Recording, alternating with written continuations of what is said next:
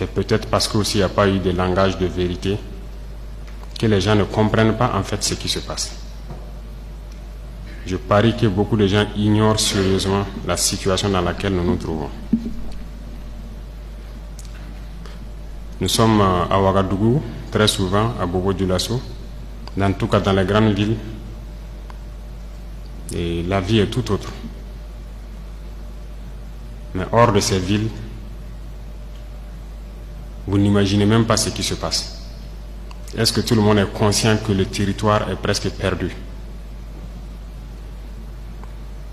En tant que militaires, nous reconnaissons notre responsabilité. Mais qu'est-ce qui a mené l'armée à être comme ça?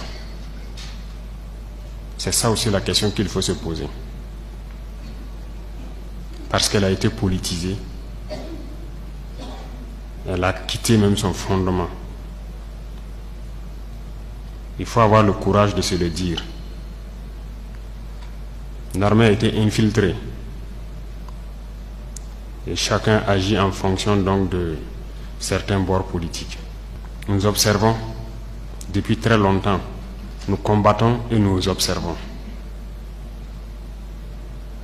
Et à un moment donné, on a eu espoir que ça va cesser, notamment avec les événements du 24. Mais ça n'a pas cessé. Et ça continue. Ces événements du 30 sont arrivés. Je vais vous dire ce soir où est-ce que nous en sommes, où est-ce que nous partons. Et chacun serait libre, à partir de cet instant, de son action future. Soit pour la patrie ou contre la patrie. De toute façon, nous sommes tous dans ce pays. Et vous comprendrez avec la présentation que personne ne va pouvoir quitter. Déjà entre Bobo et Ouaga, ça devient difficile. Quand la route sera coupée, que peut-être certaines personnes vont prendre conscience. Parce que ce n'est pas permis à tout le monde de prendre l'avion entre Bobo et Ouaga. Si c'est ce pays que nous voulons, eh bien, allons-y. Souvent, je me pose la question, est-ce qu'on se demande d'où vient le terrorisme? Pourquoi le terrorisme? Tout n'est pas terrorisme.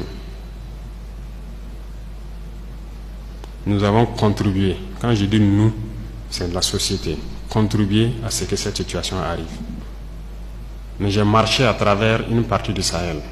Je ne dis pas rouler, marcher à pied à travers le Sahel. Donc j'ai pris le soin de bien voir ce que c'est que le Sahel.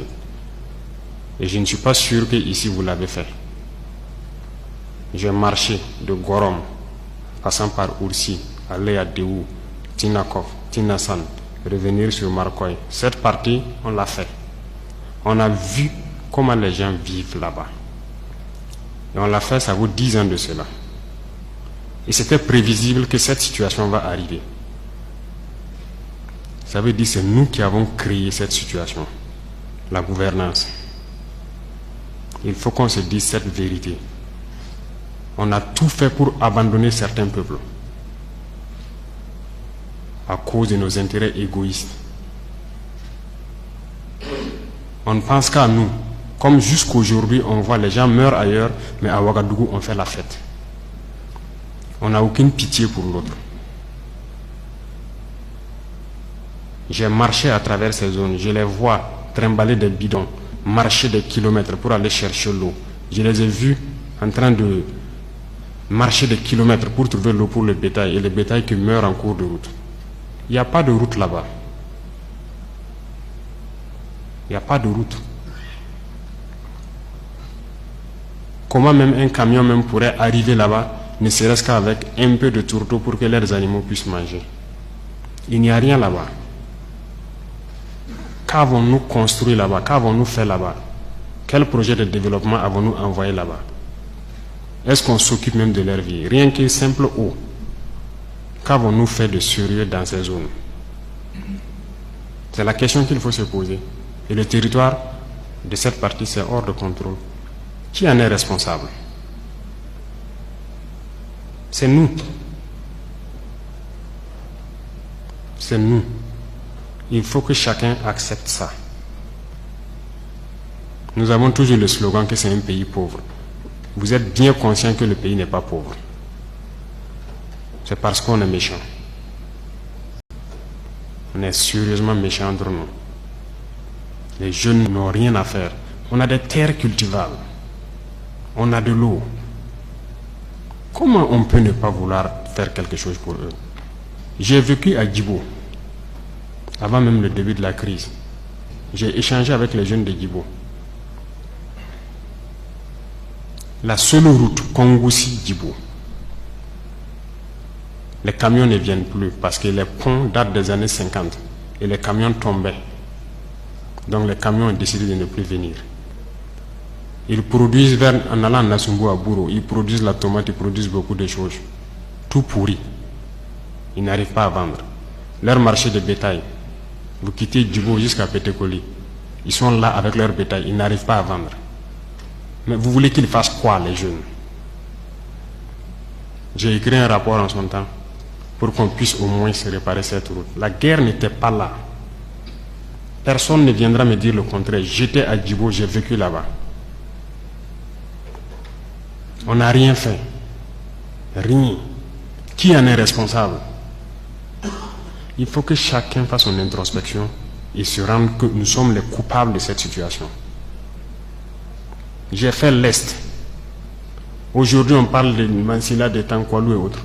Je vous le répète encore, qui est responsable? Quand un seul fleuve, la Sirba, empêche que quelqu'un quitte Mansilla vers l'arrière en saison pluvieuse, pendant combien d'années on n'a jamais pu faire un seul pont sur la Sirba pour les permettre de communiquer avec le Burkina? Prenez la carte, vous regardez, cette zone est encerclée par un fleuve, la Sirba. Qu'avons-nous fait? Du côté de Tankwalou, j'ai écrit encore un rapport que j'ai remis au haut-commissaire quand j'étais là-bas, pour que les gens fassent pardon pour faire ne serait-ce qu'un pont entre Tankwalou et le reste. Qu'avons-nous fait? Mais posons-nous les questions. Nous sommes responsables du malheur qui nous arrive. Si on ne change pas de manière d'être, ne croyez pas que nous allons être là encore, dans ces salles climatisées à nous regarder. Non. Non. D'autres ne peuvent pas être là à souffrir pendant que d'autres sont dans un luxe insultant. On a été prévenus. On n'a jamais voulu écouter. Toute cette bamboula que nous faisons dans les villes, tout peut se céder jour au lendemain, si on n'arrête pas ce que nous sommes en train de faire. Je sais que personne ne vous a déjà parlé comme ça, mais je vous le dis aujourd'hui franchement. Et chacun pourra choisir ce que nous voulons du Burkina. Je ne suis pas politicien. Je n'ai pas de langue de bois. Moi, je suis un militaire. Et je préfère vous dire la vérité. Chacun est libre de prendre ou de laisser. Tout le monde roule dans sa voiture, tout le monde vit bien. On mange matin, on mange midi, on mange le soir. On fait ce que nous voulons faire. On est libre de parler, de dire ce que nous voulons. C'est la démocratie, c'est le droit, c'est tout. C'est tout ce que nous connaissons à Ouagadougou. Mais allez-y les voir. Les enfants qui ont la peau sur les os. Allez voir les vieillards qui meurent de faim. Allez voir ces femmes qui ne peuvent plus allaiter parce qu'elles n'ont plus rien dans le sein. Allez les voir. Ne faisons pas semblant. Si nos journalistes n'ont pas le courage d'aller sur le terrain et vous ramener ces genres d'images, parce qu'on veut laver l'image du Burkina, je vous dis que c'est faux, ça existe. Quand je vous parle de gens qui mangent l'herbe, celui qui veut contester, je l'amène demain à les voir. Ça continue, ça n'a même pas cessé. Parce qu'on a pu ravitailler certains villages, mais d'autres pas encore, on est toujours en route. Aucun civil ne peut daigner même soutenir aussi avec des camions pour qu'on puisse être solidaire vis-à-vis de ces populations-là. C'est quelle intégrité? C'est quoi l'intégrité? Burkina Faso, c'est quoi? C'est ça qui nous a révoltés. Et on est toujours révoltés. Tant qu'on ne va pas soigner les maux de ce pays-là, on sera toujours révoltés.